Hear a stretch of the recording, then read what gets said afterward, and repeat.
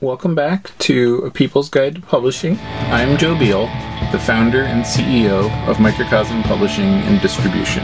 I'm also the author of A People's Guide to Publishing, which distills what I've learned from selling millions of books over the past 25 years. I'm Ellie Blue. I'm the editorial and marketing director here at Microcosm. We are an independent mid-list publisher based in Portland, Oregon. We have 14 employees, over 650 titles in print with 20 to 40 new books per year, and we distribute thousands of titles from other publishers.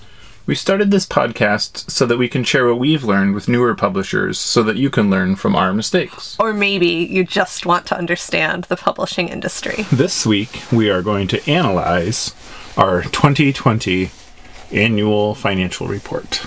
Do we need a copy of it pulled up? No. You have it all in your head? We're just going to do textual analysis rather than deep financial analysis. Okay, well, what can you lay out for us the bones of our... So the big picture is, as you might recall, 2020 was, I don't know, maybe it was Jeff Bezos' favorite year, but for most people it was a pretty grim and gruesome year where we began by wondering when, if, how long we could maintain our entire staff without layoffs and downsizing and wage cuts, etc. And then we had a really solid January, February, March, and then we had like a pretty good dip into April. But then, spoiler alert, April was the only month where we did not exceed 2019. In terms of sales? In terms of sales, in terms of dollars, in terms of just about any metric of measurement of success. And it seems like most publishers our size or larger had a similar experience. Yeah, that's true. It's as much as we know. Most people aren't talking, and when they do, it's to put a positive spin on it. So, which led to my next point of most of the time when I would talk to other publishers and I would tell them that we were having like a breakneck banner year and we're having trouble keeping up, they would think that I was putting a positive spin on things. Yeah, but it actually happened, and our problems in 2020 were not the problems we expected, where we were basically like, how do we hire more people? How do we grow our footprint? How do we keep up with the orders? Yeah. And so we grew 64% net for the entire year over 2019, which means that, looking at growth we had 56% growth in 2019.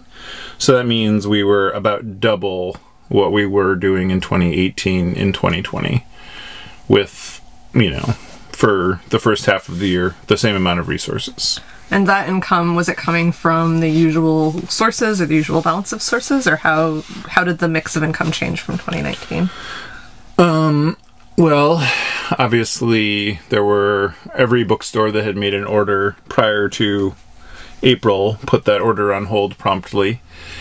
And so all those orders sat in stagnancy until the fall, when people were furiously demanding we release their orders, and then now several inquiries as to why orders took so long to get there, and orders placed in March could have been delivered prior and all that, but so it is. This is the 2020 we were dealt, because 2020 was wrought by all kinds of problems, from printer delays to shipping delays to the social distancing, like minimizing like what our warehouse can output reasonably safely, to just about everything that can go wrong, to I guess it's mostly like cold feet problems of like economics are speculative, so most people disinvested rather than doubling down, so people couldn't actually handle it when the economy was very strong through the year. So we weren't really doing a lot of sales to bookstores until the end of the year. We weren't really doing any sales to libraries and schools. Or comic book stores. Yeah, but lots of direct-to-consumer and lots to wholesalers. Lots to wholesalers. I think part of that must be the bookshop effect. Lots to online retail, like bookshop.org. Shout out. Lots to specialty stores. Lots to gift stores. Like, even at a time in April where I was really like, do you know there is a pandemic? Yeah. Even in Wisconsin, there is a pandemic. Yeah. Do you want these books? Okay, great. Well, very well. Who am I to argue with people that want books? But there were quite a few of those moments, and we had an ordering freeze for 45 days from March 17th to the end of April. Where we weren't ordering new books for our distribution. Or reprinting books, right. or printing new books. Yeah. And I can tell you those dates hard and fast because there was a lot of orders placed on that March 17th, and there were a lot of orders placed on April 27th. And a lot of those orders were never received because, it was like everybody was getting saturated by the May effect, essentially. I would like to call it the May surprise. Yes, May when suddenly there was a revolution and it was amazing, and everybody suddenly wanted books about anti-racism and books by people of color and for people of color. It was awesome. That was an amazing moment to be selling books. Very thankfully, we were overstocked on books about racism in the U.S. and racist history and police violence because we have those books for events that were canceled. And then suddenly we had them on the shelf for mail order. And so when How to Be an Anti-Racist and So You Want to Talk About Race were sold out, and between printings we had many copies on the shelf until we didn't. Yeah. What about our expenses? Because that also went up considerably. So, two major market differences in our expenses is most every year through our existence, our biggest expense is salaries, wages, staffing. And this year, for the first time ever, our major expense was financing the growth in our distribution inventory. But at the same time, we gained a net of 5 more staff members than we had at the beginning of this year, and we gave everybody raises and bonuses. Yeah, the average person received an 8% raise. We did increase our staffing costs by 34% net, and we did hire, obviously a number, I think, 6 people, 5 additional jobs.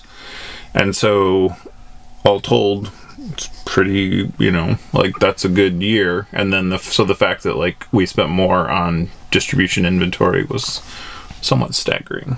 Yeah. Because that means that's growing that much faster. Because we only try to build to predictive levels. We're not just buying willy-nilly. So Joe, tell us what we did with all those profits. So we are, this might be the spoiler episode.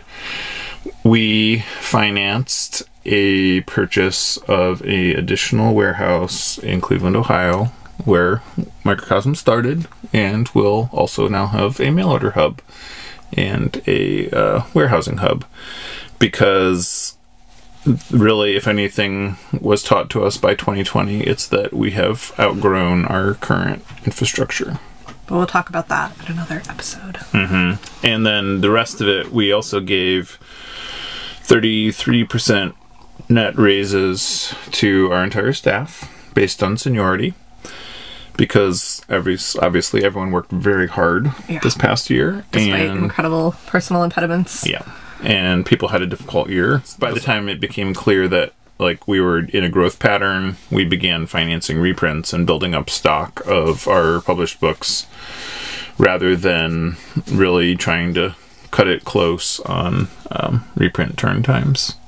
Because for a lot of books, they're we know more or less how many we sell year over year. Because, bringing me to your next point, only 6 out of our top 20 books were new books. 14 of our top 20 sellers this past year were old books, so that's great. You more or less know how many they're going to sell. They keep selling. Some of them very old. One of them was originally published in 2002 and still in the top 20. I think it was number 5 this year. Yeah. So that's 2020 in a nutshell. Thanks for joining us once again. Please send your questions to podcast@microcosmpublishing.com so we can answer them on future episodes. And please give us 5 stars on iTunes and everywhere else that podcasts are reviewed. You can find us on the internet at microcosm.pub.